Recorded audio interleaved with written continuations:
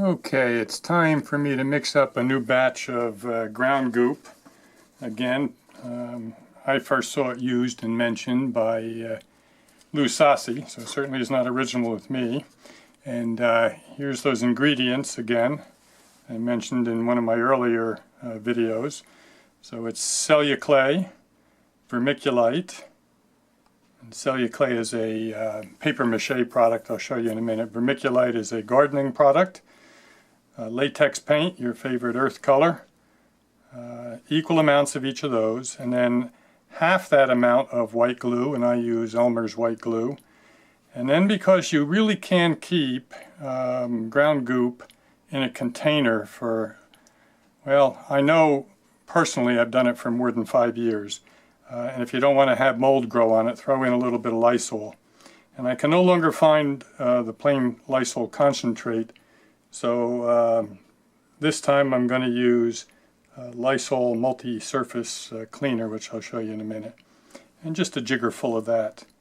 And I am going to triple the amount that I put of each of these in. I have the dry ingredients already in my mixing container, and you can see the darker color product is the vermiculite, and the fluffy white stuff is the celluclay.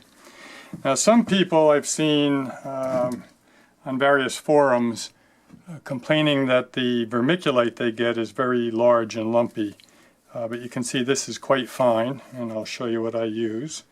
So I have both of those in there, and I'm going to mix those together good first as the dry ingredients.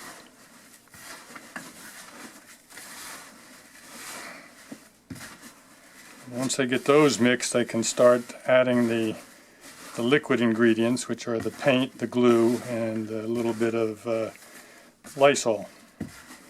Alright, that should do it. Now let me show you the dry ingredients in their containers. First of all, celluclay, which again is a paper mache product. You can get that, this is made by Activa. Get it online, certainly. I bought mine in Michael's. I've seen it in Hobby Lobby, AC Moore, if you can still find one of those stores around, etc. And it comes in a brick, as you can see here. It really is well packed together, and you have to break it apart and break it up as you put it into your mix. The vermiculite that I like, because it is so fine, is a product by Hoffman. It's just called horticultural vermiculite. And again, a container like this will make you a lot of batches. It is easier to find in the spring, so since I'm making this video last day of March, over the next few weeks, if you visit your local garden centers, you might find the Hoffman. Again, I think you can find it online. It isn't too heavy, so your shipping costs shouldn't be too bad. But I like visiting the local garden centers anyway. Now, as far as the wet ingredients are concerned, I've already measured out, as I say, I'm making a triple batch here. I already measured out 3 cups of my favorite ground color, which is a Sears paint. It's called Autumn Wheat. And the last time I went there it was discontinued, but they still had the mixing instructions in their computer. It's number 600 on the paint number. So if you went to a Sears, you might still be able to get Autumn Wheat number 600 in the latex paint. So I'm going to add my 3 cups of that. And just take a spatula here, and I put my old paint shirt on because this is the messy part of the job. Otherwise, using the goop after it's made is actually pretty clean, because it's kind of the consistency of a thick peanut butter, and it stays on the palette knife, so you're not getting it all over the place. But this is the mess. That's another reason why I tend to make a big batch while I'm doing it, because this is not one of my favorite parts of the job. I'll show you once again, although I did in an earlier video, I'll show you once again how I store it. And I can say for sure the last batch I used I saved for more than 5 years. I believe actually it's more like 8 years, that batch, but I didn't keep good records. But I saw myself on an earlier forum mention that I made it up in 2008, and here it is 2016. I don't think I made any in between. Okay, now that's the paint. Next in goes the white glue, and I've already taken a cup and a half out. I buy the white glue in the 1 gallon size. You used to be able to find this in stores like Sears and Michaels, and last time I drove around a while, I liked to shop locally, couldn't find it, had to buy it online. Right. So I've already done, the glue is half the amount of the other ingredients, so whereas I had 3 cups of the other, I have a cup and a half of the white glue. So there's the half cup. As soon as I'm done making this video, I'll wash all these out and they'll be nice and clean for next time.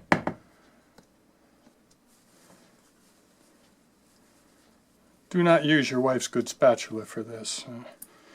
Bring for one of your own, and the same thing is true with the measuring cups. I can tell you your wife would not appreciate you getting all that stuff dirty. And here's the full cup of the white glue.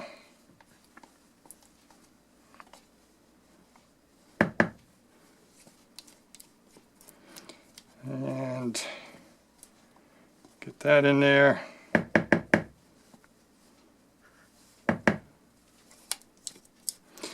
This container I'm mixing it in is, you can use any plastic container. I'm not going to store it in here. I have an airtight container to store it in, but this one does happen to have a fairly decent lid. It was a couple of years ago, our NMRA division, Garden State Division, had a summer ice cream social, and we bought a number of these large containers of ice cream for that, and I saved 1 or 2.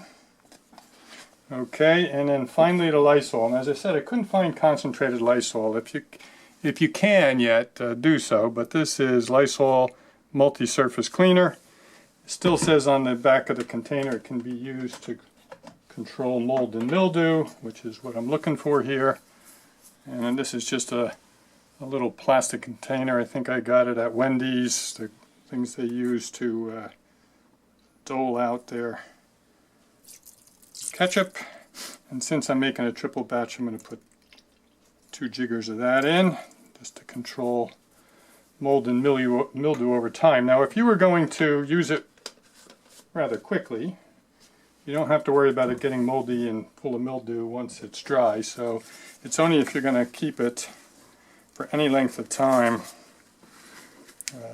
in its wet state, which I do. So I like to add that. I've never had mold grow on mine. And I am going to mix it around until everything gets nice and mixed together. And then I don't use it right away. I like to make this up a day or 2 ahead of time before I do it, because it takes a little while for these thick liquids like the paint and the white glue to get absorbed by the vermiculite and the cellular clay. So I like to, making it up today, and I'll mix it again tomorrow, and might even mix it the day after, and then it'll be ready to use. And I can see already this is going to be pretty much the consistency I want it to be. If it was a little thick, I can just add water. Everything in here is water soluble. So if it gets a little bit too thick, and maybe it is now that I stirred up that bottom of the pot, I'll just add a little bit of water. I don't want it to get too soupy. I want it to be, kind of that consistency of peanut butter. And with this Sears number 600 paint, it actually looks like peanut butter. Yeah, I'm going to need to add a little water, so I'll probably add water right into that container that had the paint in it, and that way I'll help get the paint out of that measuring cup. But that's it. And again, what I'll do, and I'm not going to take the time to bore you with the video showing me add a little bit of water, but when I'm done here mixing it and getting it to the peanut butter consistency, and again, it's just a little bit too thick right now. So, but close. I still think I'm going to add a little water. I might wait for a day or two when I open it up again to add the water, because then I'll know for sure how much got absorbed into the dry ingredients. Whoops! It does get pretty thick. There went the paint. Stir. Alright. Now, what I am going to do is to transfer this into, I might add a little water first, but when I'm done here, I'm going to transfer it into a Tupperware. This is actually a Rubbermaid airtight container, and it has a good sealing lid, and when I put that in, I'll put it all into a nice mound in the bottom, and then I'll put some saran wrap and pat it right down on top of the goop, the big mound of goop. Then I'll put the lid on and burp it, get the air out, and literally, as I said, I've had it last for more than 5 years in a container like that. The worst case scenario, when you open it, if it's too dry, just add a little warm water, stir it with your paint stick until you get it back into that peanut butter type consistency. And you can see one of my other videos as to how I stored it and also how to apply it. Okay, that's it for